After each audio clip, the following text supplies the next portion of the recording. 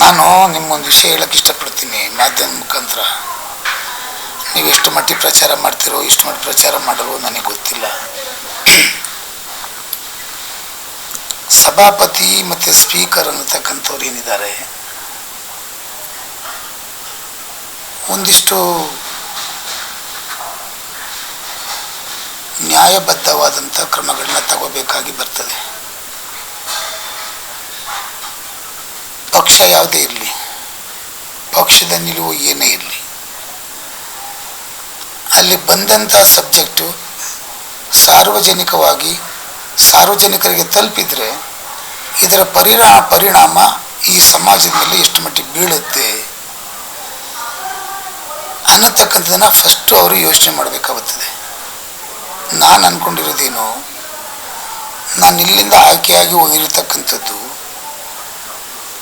ಕೆಳಮಟ್ಟದ ಗ್ರಾಮೀಣ ಪ್ರದೇಶದ ರೈತರ, ವಿದ್ಯಾರ್ಥಿಗಳ, ಹೆಣ್ಣು ಮಕ್ಕಳ, ಹಾಗೆಯೇ ವಯಸ್ಸಾದ ವೃದ್ಧ ಅವರ ಏನು ಪ್ರಾಬ್ಲಮ್ಗಳಿವೆ, ಆ ಪ್ರಾಬ್ಲಮ್ಗಳು ಸರ್ಕಾರ ಬಂದು ನೋಡೋಕ್ಕಾಗಲ್ಲ. ಈ ಎಲ್ಲ ವಿಚಾರಗಳನ್ನ ತಗೊಂಡೋಗಿ ಸರ್ಕಾರಕ್ಕೆ ಮುಟ್ಟಿಸಿ ಅದಕ್ಕೆ ಪರಿಹಾರವನ್ನು ಕಂಡುಕೊಡತಕ್ಕಂಥ ರೀತಿಯಲ್ಲಿ ಕೆಲಸ ಮಾಡೋಕ್ಕೆ ನಮ್ಮನ್ನು ಕಳಿಸಿದ್ದಾರೆ ಅಂತೇಳಿ ನಾವು ಅಂದ್ಕೊಂಡಿದ್ದೇವೆ. ನೀವು ಏನಲ್ಲಿ ಸಮಾಜಕ್ಕೆ ಆಗತಕ್ಕಂಥ ದುಷ್ಪರಿಣಾಮಗಳಿಂದ ಯಾವುದರಿಂದ ಆಗ್ತದೆ ಆ ವಿಚಾರಗಳಿಂದ ಚರ್ಚೆಗೆ ಅವಕಾಶ ಕೊಡಲಿಲ್ಲ ಅಂದರೆ ಹೇಗೆ?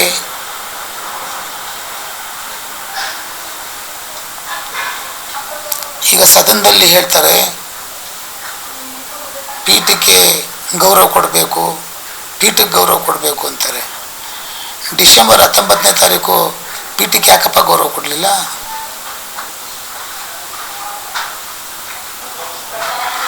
ನೀವು ಎಡಗಡೆ ಕೂತ್ಕೊಂಡಾಗ ಒಂಥರ, ಬಲಗಡೆ ಕೂತ್ಕೊಂಡಾಗ ಒಂಥರ, ನಿಮ್ಗೆ ಹೆಂಗೆ ಬೇಕು ಹಂಗೆ.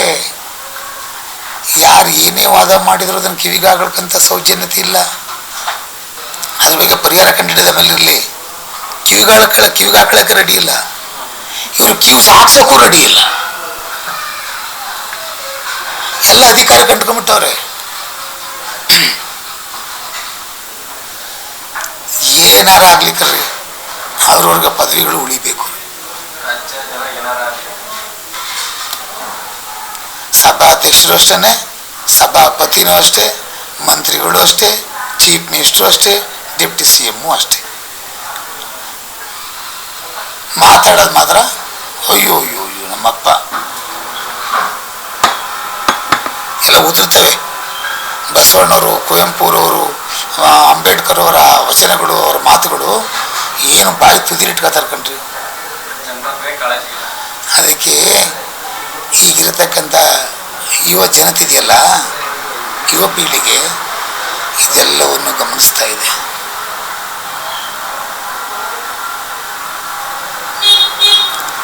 ಕೇರೆ ಇಲ್ಲ, ಸೌಜನ್ಯನೇ ಇಲ್ಲ. ಮಾತು ಕೇಳೋಣ ಅಂತೇಳಿ ಅನ್ಬಿಡೋದು. ಅಯ್ಯೋ, ಎಲ್ಲಾಗಿಲ್ಲ ರೀ, ಮೈಸೂರಲ್ಲಾಗಿಲ್ಲ, ಎಲ್ಲಾಗಿಲ್ಲ ನೋಡ್ರಿ. ಒಂದು ಅವರು ಪ್ರಯತ್ನ ಮಾಡ್ತಾರೆ, ನಾವು ಈ ಕಡೆ ರೆಸ್ಪಾನ್ಸ್ ಕೊಡಿದವರು ಮುಗೀತು. ಅಲ್ಲೊಂದಾಗ ಅಲ್ಲೊಂದು ಮುಗಿದಾರ. ಸರ್ ನಿಮ್ಮ ಪರ್ಸನಲ್ ಹೇಳ್ಬೇಕಂತ ಮನೆ ಬನ್ನಿ ಅಂದ್ರೆ ಆಯ್ತಲ್ಲ. ಮೋರೆಯವರು ಅಂಥವ್ರನ್ನ ಹಿಡಿದು ಅಂಥವ್ರಿಗೆ ಪನಿಷ್ಮೆಂಟ್ ಮಾಡಬೇಕು, ಶಿಕ್ಷೆ ಮಾಡಬೇಕು. ಯಾರಿಗೆ ಈ ಮಾಡಲಿಕ್ಕೆ ಪ್ರಯತ್ನ ಮಾಡ್ತಾರಲ್ಲ ಅವ್ರಿಗೆ. ಈಗ ಲಂಚ ಈಸ್ಕೊಳ್ಳೋದು ತಪ್ಪು ಅಂತ ಹೇಳ್ತಾರೆ, ಕೊಡೋದು ತಪ್ಪು ಅಂತ ಹೇಳ್ತಾರಲ್ವಾ. ಹಂಗೆ ಈ ಬಂದು ಹನಿ ಟ್ರ್ಯಾಪ್ ಮಾಡ್ತಕ್ಕಂಥದ್ದು, ಪ್ರಚೋದಿಸ್ತಕ್ಕಂಥದ್ದು, ಇವೆಲ್ಲ ಮಾಡ್ತಕ್ಕಂಥದ್ದನ್ನು ಸರಿಯಾಗಿ ಬುದ್ಧಿ ಕಲಿಸ್ಬೇಕು.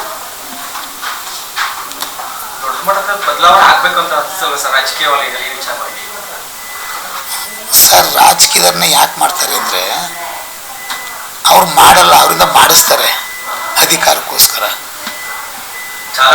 ಯತ್ನಾಳ್ ಹೇಳಿದಲ್ಲ, ಸರಿನಾ? ಅವ್ರು ಹೇಳಿದರೆ ಅದಕ್ಕೊಂದು ಪ್ರತಿಕ್ರಿಯೆ ಯಾರು ಕೊಡ್ತಾವ್ರ? ಕಂಪ್ಲೇಂಟ್ ಕೊಡ್ಲಿ ಕಣ್ರಿ, ಕಂಪ್ಲೇಂಟ್ ಕೊಡ್ಲಿ ಅಂತಾರೆ. ಇವರು ಕಂಪ್ಲೇಂಟ್ ಯಾರು ಕೊಡ್ತಾರಾ? ಇದರ ಅರ್ಥ ಏನು? ಇದು ಯಾಕೆ? ಸೀದಾ ನೆಟ್ಗೆ ಒಂದು ಮಾನವೀಯತೆಗೆ ಕನ್ನಡಿ ಹಿಡಿದಂಗೆ ಬದುಕಬೇಕು. ಮನುಷ್ಯತ್ವಕ್ಕೆ ಕನ್ನಡಿ ಹಿಡ್ಕೊಂಡ್ರೆ ಹೆಂಗೆ ಕಾಣ್ತದೆ ಹಂಗೆ ಆ ರೀತಿಯಾಗಿ ಇವತ್ತು ಸಮಾಜದಲ್ಲಿ ಕೆಲಸ ಮಾಡಬೇಕು.